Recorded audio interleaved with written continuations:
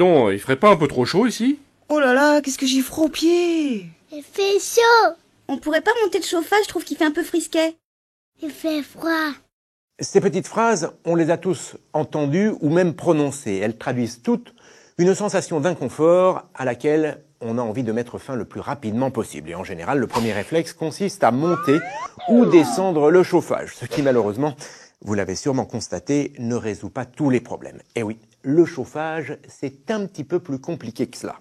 En effet, contrairement à une idée reçue, le confort thermique ne dépend pas uniquement de la température de l'air d'une pièce. Non, il y a d'autres paramètres qui sont également essentiels et qui, s'ils ne sont pas respectés, peuvent être à la source d'un inconfort. Tenez, on va prendre un exemple. D'une manière générale, on considère que l'hiver, il faut une température de 19-20 degrés pour se sentir bien à l'intérieur d'une maison. Seulement attention, pour que ce soit vraiment confortable, il faut que cette température soit bien stable, autrement dit, qu'elle ne joue pas au yo-yo. Il faut également qu'elle soit parfaitement homogène, la même température dans tous les coins de la pièce. Ça, c'est pour la température de l'air ambiant. Il faut aussi veiller à ce que les parois ne soient pas trop froides, les fenêtres et les murs. Ce phénomène peut être une source d'inconfort. Voilà pourquoi il faut un système de chauffage qui réchauffe à la fois l'air ambiant, les parois et les occupants de la maison. Ce n'est pas tout à fait terminé. Il faut aussi minimiser les mouvements d'air et veiller à la qualité de ce dernier.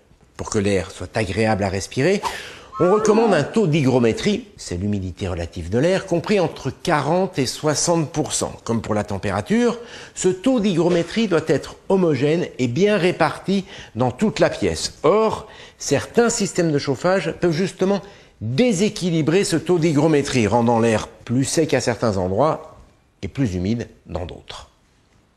C'est donc en jouant sur tous ces paramètres, la stabilité et l'homogénéité de la température, celle du taux d'hygrométrie et les mouvements d'air, que l'on peut atteindre un confort thermique satisfaisant. Alors bien sûr, les systèmes de chauffage sont des acteurs importants pour atteindre ce confort thermique, mais l'isolation du logement et la performance des fenêtres le sont tout autant. D'ailleurs, très souvent, des travaux d'isolation sont suffisants pour améliorer le confort thermique et dans tous les cas, ils doivent être étudiés avant de rénover un système de chauffage.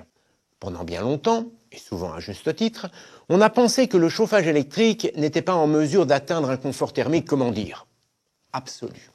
C'est vrai que quand on parle de chauffage électrique, on pense bien souvent au fameux convecteur. Normal, c'est le tout premier système de chauffage électrique qui a vu le jour. C'était dans les années 70. Comme son nom l'indique, le convecteur fonctionne sur un principe physique simple, la convection. Un convecteur est équipé d'une résistance qui se trouve à l'intérieur d'un caisson métallique. Au contact de cette résistance, l'air se réchauffe. L'air chaud étant moins dense que l'air frais, il s'élève et s'échappe par le haut de l'appareil, tandis que l'air ambiant, plus frais, vient prendre sa place, etc., etc. Ça tourne en boucle, d'où le mouvement de convection. Alors ce système de chauffage est loin d'être parfait. En effet, d'une manière générale, l'air chaud ayant tendance à s'élever, il fait toujours plus chaud en haut qu'en bas de la pièce. Et avec les convecteurs, c'est encore plus flagrant. La température de la résistance grimpe jusqu'à 300 degrés Celsius. L'air chaud, qui s'échappe de l'appareil, atteint facilement 100 degrés Celsius et parfois plus. Résultat, la température de l'air à l'intérieur de la pièce est, comme vous le voyez, très stratifiée. Et pas la peine d'être un géant pour s'en apercevoir. Même chose avec l'humidité. L'air est plutôt sec au niveau du visage. Dommage, car c'est l'air que l'on respire, alors qu'il est plutôt humide au niveau du sol. Bref, vous l'avez compris, en matière de confort thermique, le convecteur, c'est pas vraiment ce qui se fait de mieux. Le deuxième système de chauffage électrique qui a vu le jour, c'est le panneau rayonnant. On parle également de panneau radiant. On l'appelle comme ça, car il associe à la convection un autre phénomène physique de transfert de chaleur, le rayonnement. Pour bien comprendre, je vous emmène au ski, à la montagne, en plein hiver. Oh non! Un bel hiver avec un beau soleil! Voilà, nous y sommes. La température extérieure est de moins 5 degrés Celsius. Certes, c'est un peu frisqué et pourtant, avec ce beau soleil et malgré le froid, on n'a qu'une idée en tête, celle de retirer l'anorak et de se prélasser en t-shirt à une terrasse. Et tout ça alors qu'il fait moins 5 degrés Celsius. Comme quoi, la température de l'air n'est pas le seul critère du confort. En fait, c'est le soleil qui nous réchauffe directement par rayonnement. Des rayons infrarouges précisément, des rayons invisibles à l'œil nu, mais que nous ressentons parfaitement. D'ailleurs, il suffit d'un nuage et tout de suite on sent la différence. Brrr. Le panneau rayonnant fonctionne sur le même principe. La résistance électrique placée à l'intérieur de l'appareil chauffe une grande plaque qui va rayonner à son tour. Les rayons infrarouges passent en fait à travers les petits trous de cette grille qui protège le dispositif. De cette manière, contrairement aux convecteurs qui ne réchauffent que l'air, les panneaux radiants, grâce à leur rayonnement, réchauffent aussi les surfaces, les parois et donc les corps qui se trouvent à l'intérieur de la pièce. Cependant, ils ont aussi leurs limites. Pour rayonner, les plaques doivent être très chaudes, environ 250 degrés Celsius. Résultat, le rayonnement produit souvent trop de chaleur. D'ailleurs, on le ressent parfaitement lorsqu'on se trouve à proximité du panneau, dans les premiers mètres. Et puis, la température très élevée du panneau provoque là aussi une convection encore très importante qui produit, comme pour les convecteurs, une stratification de la température et du taux d'hygrométrie. En fait, c'est paradoxal, l'inconvénient avec les panneaux radiants, c'est qu'ils peuvent être trop chauds. Heureusement, les ingénieurs ont trouvé la parade avec une nouvelle génération de radiateurs électriques, des radiateurs à chaleur douce, c'est-à-dire des radiateurs capables de rayonner à basse température. Avec ces radiateurs à chaleur douce, la température de l'air qui s'échappe de l'appareil est beaucoup moins élevée. Il n'y a donc plus de stratification de la température de l'air et du taux d'hygrométrie. Et puis, avec ces radiateurs, la température de façade de l'appareil ne dépasse pas les 70 degrés Celsius. Le rayonnement qui est transmis est donc plus doux, moins chaud et moins agressif que celui transmis par un panneau rayonnant. Eh bien, c'est ça, ce que l'on appelle la chaleur douce. Autant dire qu'avec ces radiateurs à chaleur douce, on commence à s'approcher d'un confort thermique, disons, très satisfaisant. Enfin, il manque tout de même à la chaleur qu'il diffuse ce petit quelque chose qui permet d'éviter les variations de température. Eh bien, ce petit quelque chose, c'est ce qu'on appelle l'inertie. L'inertie, c'est la capacité qu'a un matériau d'emmagasiner la chaleur et de la restituer progressivement, sans à-coups. Alors, ce n'est pas quelque chose de nouveau. Bien au contraire, nos grands-parents utilisaient déjà ce phénomène quand ils se chauffaient avec la cheminée. Vous avez sûrement remarqué la plaque de fond qui est placée à l'arrière de la cheminée. Eh bien, lorsque le feu est alimenté, il réchauffe la pièce ainsi que la plaque de fonte qui monte en température. Puis, lorsque le feu prend fin, que les bûches de bois sont consumées, eh bien, la plaque de fonte prend le relais et diffuse sa chaleur progressivement. Grâce à cette inertie, les radiateurs se comportent toujours comme un point chaud permanent, stable et homogène. Du coup, la température de la pièce devient aussi. Vous l'avez compris, c'est en utilisant les propriétés de la chaleur douce, c'est-à-dire un rayonnement à basse température et de l'inertie qui apporte une température stable et homogène dans la durée, que le confort thermique est le plus grand. Aujourd'hui, il existe différents systèmes de radiateurs chaleur douce à inertie.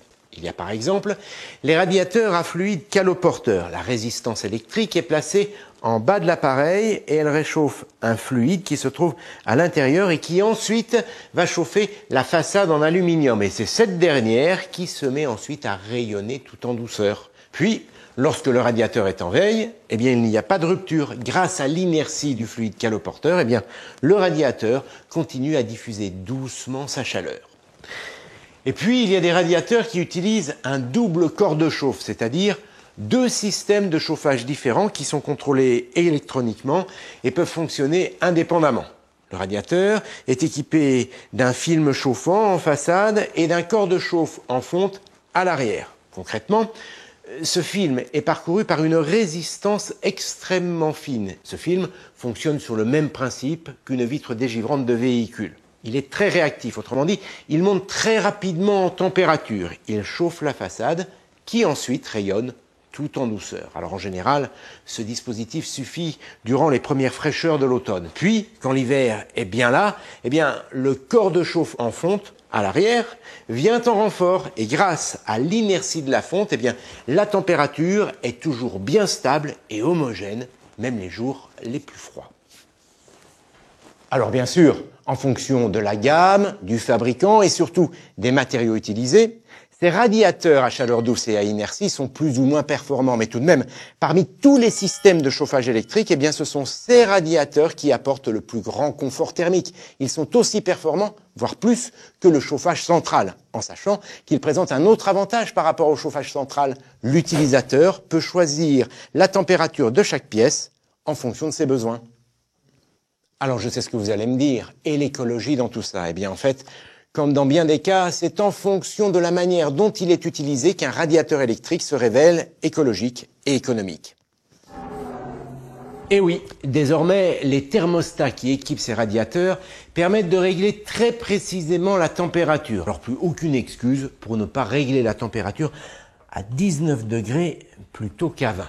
En sachant qu'1 degré en moins peut réduire la consommation énergétique de 7%. Et puis, il faut également savoir que les nouvelles fonctionnalités qui équipent ces appareils permettent elles aussi de réduire la consommation. Tenez, dès qu'on ouvre une fenêtre par exemple, pour aérer une pièce, ce qui, je vous le rappelle, est fortement recommandé, même en hiver, eh bien certains radiateurs détectent la chute de température et se mettent aussitôt à fonctionner au ralenti, ce qui évite de chauffer pour rien et de gaspiller.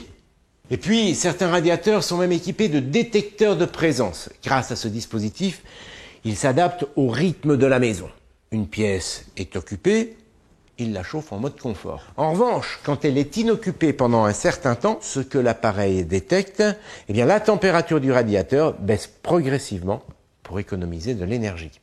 Autrement dit, vous l'aurez compris, le temps des bons vieux convecteurs qu'on appelait familièrement grille-pain est révolu. Avec les radiateurs chaleur douce à inertie, on a la bonne quantité de chaleur au bon endroit et au bon moment.